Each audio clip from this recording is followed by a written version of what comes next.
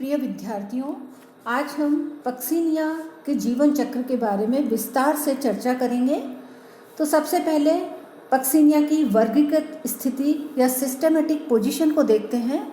Puccinia की systematic position जो कि एलेक्सोपोलस और मिम्स के क्लासिफिकेशन के अकॉर्डिंग है, वह इस प्रकार से है: किंगडम माइसिटी, डिवीज़न ए मैस्टिगोमाइकोटा, सब डिवीज़न बेसिडियोमाइकोटिना, क्लास बेसिडियोमाइसिटीज, सब क्लास टीलियोमाइसिटिडी, ऑर्डर यूरिडिनेलिस और फैमिली पक्सिनिएसी और जीनस पक्सिनिया।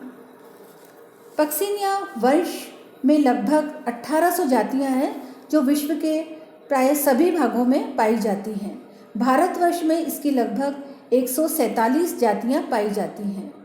ये पक्सिनिया की जातियां हमारी धान्य फसलों जैसे गेहूं, ज्वार, जौ, मक्का, जई इत्यादि में भयंकर कीट रोग या रस्ट डिजीज़ फैलाती है। पक्सिनिया के द्वारा जो डिजीज़ उत्पन्न होती है उसे हम रस्ट डिजीज़ कहते हैं।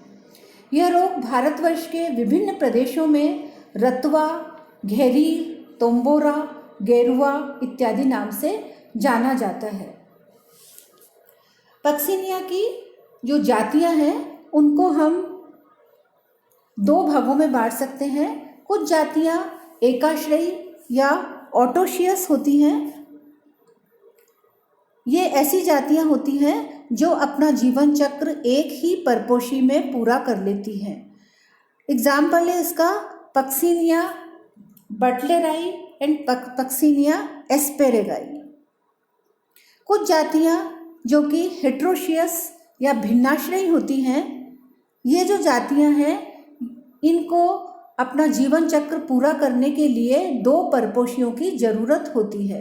तो इन जातियों को हम भिन्नाश्रयी या हेट्रोशियस कहते हैं। इसके एग्जाम्पल हैं पक्सिनिया ग्रेमिनिस एंड पक्सिनिया कोरोनेटा।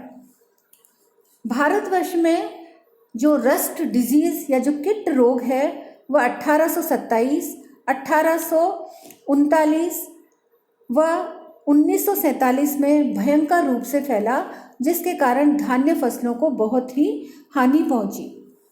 हमारे देश में गेहूं की फसल पक्सिनिया की निम्नलिखित 3 जातियों से संक्रमित होती हैं। ये 3 जातियां इस प्रकार से हैं। फर्स्ट है पक्सिनिया ग्रेमिनिस जो कि गेहूं पर काला रस्ट या ब्लैक रस्ट या जिसे हम स्टेम रस्ट कहते हैं, यह फैलाती है। सेकंड जो जाति है वह है पक्सिनिया स्ट्रीफॉर्मिस या जिसे हम पक्सिनिया ग्लूमेरम भी कहते हैं। यह गेहूं में येलो रस्ट या स्ट्राइप रस्ट या जिसे हम पीली गेरुई कहते हैं, यह रोग फैलाती है। तीसरी है पक्सिनिया रिकॉन्डिटा। पक्सिनिया की यह जाति भूरा कीट या लीफ रस्ट या जिसे हम भूरी गेरुई भी कहते हैं, रोग फैलाती है। अब हम देखते हैं पक्सिनिया ग्रेमिनिस के कवक जाल के बारे में। तो पक्सिनिया ग्रेमिनिस एक ओब्लिगेट पैरासाइट या अविकल्पी परजीवी है, अर्थात पक्सिनिया ग्रेमिनिस अपने होस्ट की उपस्थिति में ही अपना जीवन चक्र पूरा करता है। तथा पक्सिनिया जो है इसके जीवन चक्र में 2 प्रावस्थाएं पाई जाती हैं, डाइकैरियोफेज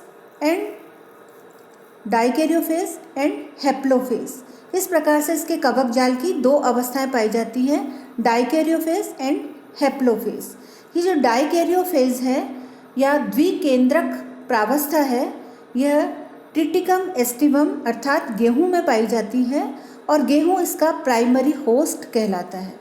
जबकि जो दूसरी प्रावस्था है जिसे हम हैप्लोफेज कहते हैं या एक केंद्रक प्रावस्था है, यह प्रावस्था बारबेरिस में पाई जाती है, जिसका बॉटनिकल नेम बर्बेरिस वल्गेरिस है, जो कि पक्सिनिया का ऑल्टरनेट होस्ट है या सेकेंडरी होस्ट है। हालांकि पक्सिनिया ग्रैमिनिस अपने वैकल्पिक परपोषी अर्थात बर्बेरिस वल्गेरिस की अनुपस्थिति में भी जीवित रहता है, परंतु इसका जीवन चक्र दोनों परपोषियों की उपस्थिति में ही पूर्ण होता है। अब हम पक्सिनिया में फिजियोलॉजिकल स्पेशलाइजेशन या जैव क्रियात्मक भिन्नता के बारे में बात करते हैं। तो पक्सिनिया ग्रैमिनिस की अनेक जैव प्रजातियां या फिजियोलॉजिकल रेसेस हैं।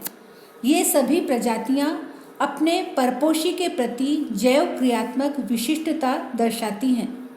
उदाहरण के लिए पक्सिनिया ग्रैमिनिस पोएसी कुल के अनेक सदस्यों जैसे गेहूं, जौ, जई इत्यादि में कीट रोग उत्पन्न करती है, परंतु इसके गेहूं को संक्रमित करने वाले प्रभेद जौ अथवा जई को प्रभावित नहीं करते हैं। इसका कारण यह है कि प्रत्येक प्रभेद में अपने परपोषी के प्रति कुछ उपापचयी विशिष्टताएं होती हैं। यह परिघटना जिसमें एक विशिष्ट परपोषी एक विशिष्ट रोग कारक द्वारा संक्रमित होता है, जैविक विशिष्टता कहलाती है। अतः पक्सिनिया ग्रैमिनिस एक संयुक्त जाति है। तो हम पक्सिनिया ग्रैमिनिस के विभिन्न प्रभेद या जिन्हें हम स्ट्रेन कहते हैं उनको देखते हैं, और यह प्रभेद किस परपोषी के ऊपर पाए जाते हैं इसको भी हम देखते हैं। तो जैसे पक्सिनिया ग्रैमिनिस ट्रिटिसाई गेहूं को संक्रमित करता है, पक्सिनिया ग्रैमिनिस सिकेलिस राई को संक्रमित करता है, पक्सिनिया एविनी जई को संक्रमित करता है, पक्सिनिया ग्रैमिनिस फ्लेई प्रेटेंसिस फेस्टुका को संक्रमित करता है, पक्सिनिया ग्रैमिनिस एग्रोस्टिस को संक्रमित करता है, पक्सिनिया ग्रैमिनिस पोआ को संक्रमित करता है। तो ये पक्सिनिया ग्रैमिनिस के विभिन्न प्रभेद थे और वो किस परपोषी को संक्रमित करते हैं उनके नाम थे। तो इस प्रकार से पक्सिनिया ग्रैमिनिस एक संयुक्त जाति है और उसके अंदर बहुत सारे ये फिजियोलॉजिकल रेसेस या जैव प्रजातियां हैं, और प्रत्येक प्रजाति जो होती है वह अपने परपोषी के प्रति जैव क्रियात्मक विशिष्टता दर्शाती है। अर्थात जैसे पक्सिनिया ग्रैमिनिस ट्रिटिसाई केवल गेहूं को ही संक्रमित करेगा, यह अन्य किसी होस्ट को संक्रमित नहीं कर सकता है। अब हम पक्सिनिया के माइसीलियम या कवक जाल को देखते हैं। तो माइसीलियम जो है पक्सिनिया का दो प्रकार का होता है, dikaryotic mycelium and monokaryotic mycelium. तो ये दोनों ही प्रकार के जो कवक जाल हैं ये इंटरसेलुलर होते हैं, सेप्टेट होते हैं, ब्रांच्ड होते हैं, और जो सेप्टा है उसके बीच में एक सिंपल पोर पाया जाता है। सेल वॉल काइटिन की बनी हुई होती है और ग्लूकॉन की बनी हुई होती है। भोजन होस्टोरिया के द्वारा अवशोषित किया जाता है।